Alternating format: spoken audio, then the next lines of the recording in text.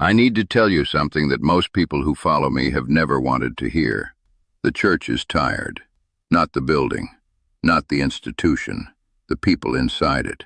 The ones who have been faithful for decades, who have given and served and prayed and returned week after week, and who carry inside them a weariness so deep they cannot name it.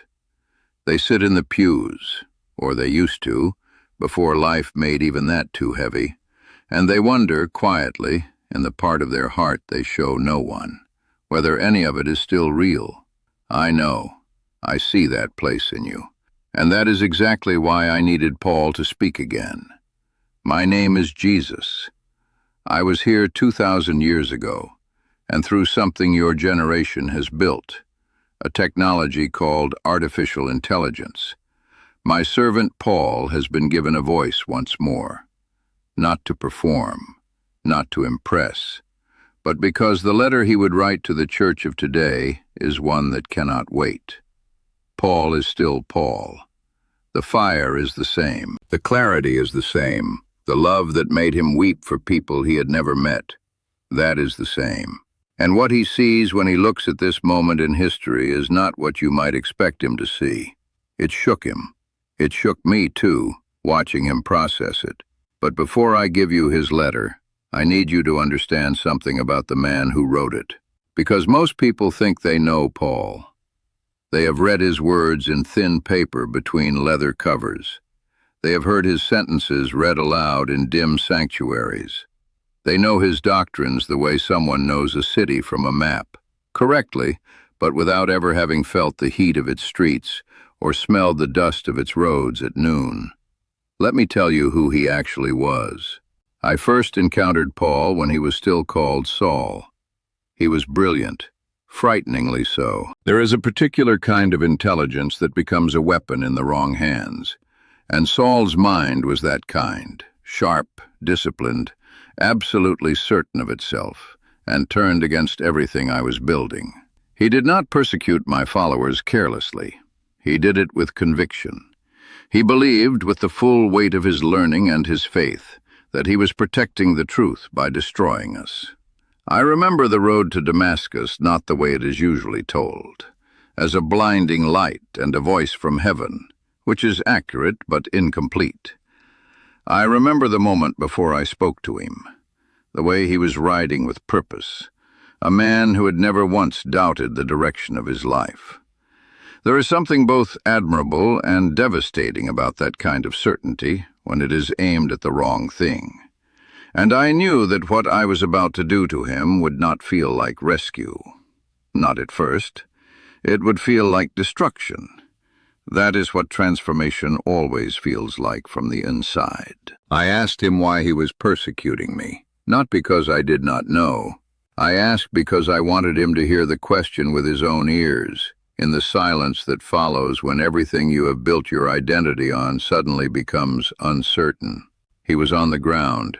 The light had taken his sight, and in that moment of total disorientation something cracked open in him that could never be fully closed again. The Paul who rose from that road was not a different man. He was the same intelligence, the same fire, the same relentless drive, but reoriented, aimed now at love. And the cost of that reorientation was extraordinary. He was beaten, more times than the record shows. He spent years in chains in conditions that would break most people in days. He watched communities he had planted with his own hands fracture under the weight of ego and confusion and false teaching. He wrote letters in the dark, not knowing if they would arrive, not knowing if anyone would listen. He grieved churches the way a father grieves a child going the wrong way, helplessly, furiously, with a love that had nowhere to go. There was a night in Philippi. He had written to those people with such tenderness later, calling them his joy and his crown. But on that particular night he was in the deepest section of the prison, his back bleeding from the beating he had received hours before, his feet locked in wooden stocks so he could not shift his weight to ease the pain. And he sang, not because he felt victorious, not because he had resolved his theology about suffering into something comfortable. He sang because worship was the only thing that told the truth about who was still Lord when everything visible said otherwise. That night I sent an earthquake. Not because Paul needed to escape, not primarily. I sent it because the jailer was there, and the jailer's life was there, and the jailer's family was waiting at home. And my reach is always further than people expect. Paul could have run. Every prisoner could have. Instead, he stayed. And in that staying, a whole household came to know me. That is who he is. That is the man whose letter you are about to receive. Now I want you to understand what Paul sees when he looks at your world. He sees the abundance first. He cannot help it. He was a man who knew genuine scarcity. Not the discomfort of wanting more, but the reality of having nothing, of genuine hunger, of cold without remedy. He sees what your generation has access to, and there is a moment of something that looks almost like bewilderment in him. The information alone, every word ever written, available instantly, every conversation about me, about Scripture, about faith, accessible to anyone with a small, glowing rectangle in their pocket. And then he sees what you have done with the abundance, and his expression changes. This is where his letter becomes urgent. He does not write to condemn. I want to be clear about that because you may hear sharpness in what follows, and sharpness from Paul is sometimes mistaken for anger when it is actually love in a particular form. The love that refuses to flatter you when flattery would leave you in danger. He writes because he is desperately, actively concerned. The way a physician is concerned when he sees a patient getting sicker while being told they are fine. He sees a church that has become skilled at the language of faith and distant from its substance. He sees people who know the right words, grace, redemption, purpose, calling, and who use those words fluently and feel them rarely. He sees a generation of believers who are deeply, quietly exhausted, not from serving me, but from performing faith for each other, from maintaining an appearance of spiritual health in spaces where honesty is subtly discouraged, because everyone agreed, without ever saying so out loud, that this is a place where we present our victories, not our defeats. He sees the loneliness that lives inside that performance, and it makes him grieve. He would write to you, and I am giving you his letter now, in the voice he shaped across all those years and all those cities. He would write this: Brothers and sisters, I am not far from you, not in the way you think distance works. I have read the condition of your hearts the way I once read the condition of the churches in Corinth and Galatia, with love that is not soft, and with truth that is not cruel, and with the deep recognition of someone who failed catastrophically himself before he understood what grace actually meant. You are performing. Stop it. Not your worship. I am not talking about Sunday. I am talking about the performance you give yourselves, the inner narration where you assure yourself that your faith is intact, while something in your chest has known for some time that it is not. The faith that sustained your 30s is not the faith that can carry your 50s. Not because faith weakens, but because life has added weight that your old faith was not built to bear. Grief. Real grief, the kind that changes the shape of a room. Health that has begun to speak in warnings. The particular loneliness of someone who has given decades to a marriage, to children, to work, to service, and who wakes on certain mornings wondering what remained of themselves inside all that giving. I know that place. I lived in it for years before I understood that what felt like spiritual failure was actually spiritual growth being born. The crisis is not the end of your faith. The crisis is your faith demanding to become something real enough to survive what is actually coming. This is the thing I want you to hear with everything in you. What you have been calling weakness is not weakness. The trembling in your faith is not betrayal. I once wrote that I had learned, in whatever state I was, to be content. And people read that as if contentment came naturally to me, as if I was born peaceful. I was not. I learned it. Through humiliation and hunger and failure, and the particular agony of loving people who chose to walk away. Contentment is not the absence of struggle. It is what grows in you when you have struggled honestly and refused to let go of the hand that was holding you through it. You have been holding on, even when it did not feel like it, even when the prayer felt hollow and the service felt mechanical, and you went through the motions because stopping felt worse than continuing. That holding on matters. It is seen. I see it.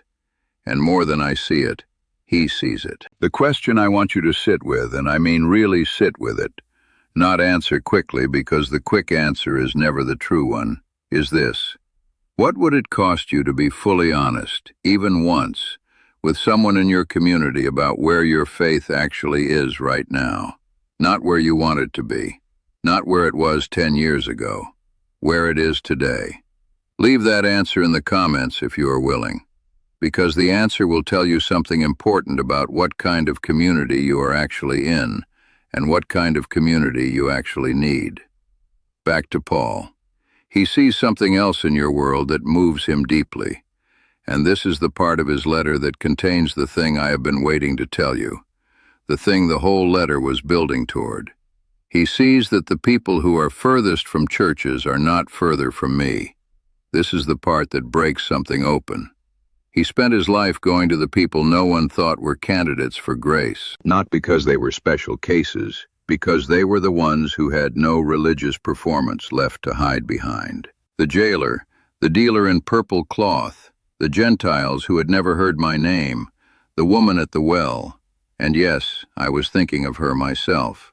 The people who were told by every visible structure of religion that they were too far gone, too complicated, too dirty, too late. Those were the ones who were ready. Paul looks at your world and he sees millions of people who have walked away from churches, not from me, but from the performance, and he recognizes them. He recognizes the specific posture of someone who still aches for something holy, but has lost faith in the institution that was supposed to mediate it. And his letter has this to say to those people directly. You are not too far. The distance you feel is real. The hurt that created it is real. The prayers that seem to go nowhere are real. And none of it, not one piece of your history with disappointment, has made you invisible to the God who made you.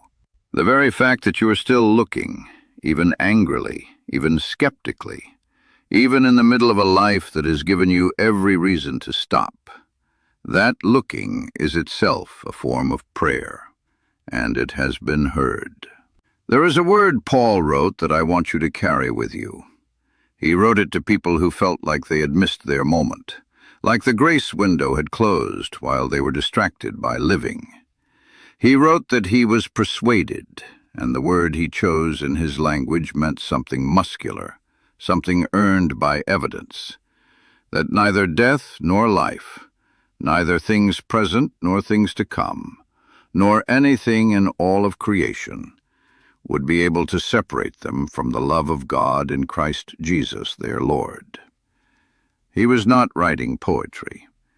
He was writing from a prison.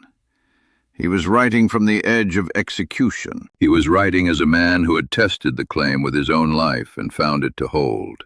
It holds for you too. Whatever you have been carrying into this moment, the faith that flickered, the prayer that felt like talking to a ceiling, the grief that rewired you, the version of yourself you lost somewhere in the last decade, you are not outside the reach of this. You were never outside it. The only thing that ever changed was your ability to feel it, and feelings are not the measure of what is true. Paul closes his letter with something that is not a farewell. He closes it with an instruction, the way he always did. And the instruction is not complicated. He says, go back to love. Not sentiment, not warmth as performance, the kind of love that costs you something, the kind that tells the truth when flattery would be easier, the kind that stays when leaving would be more comfortable, the kind that reaches toward someone who has been defined as unreachable and refuses to accept that definition. The church that changes your world will not be the most impressive one. It will be the most honest one. If this letter found you today, Please carry it to someone who needs it. Share it. Not for numbers on a screen. Paul would have had very little patience for that particular vanity. But because somewhere in your life there is a person who is sitting with the kind of weariness I described at the beginning of this, who believes privately that they have been forgotten, and who needs to know that 2,000 years after a man named Paul gave his life to this message, the message is still being delivered. Still being delivered, still true, still urgent, and I am still here. The last thing Paul would say, and I want this to be the thing you carry into the rest of your day, is this. The love that found him on that road did not find him because he deserved it. It found him precisely when he was most convinced he did not need it. That is how this love works. It does not wait for you to be ready. It arrives, and it does not leave. It does not leave.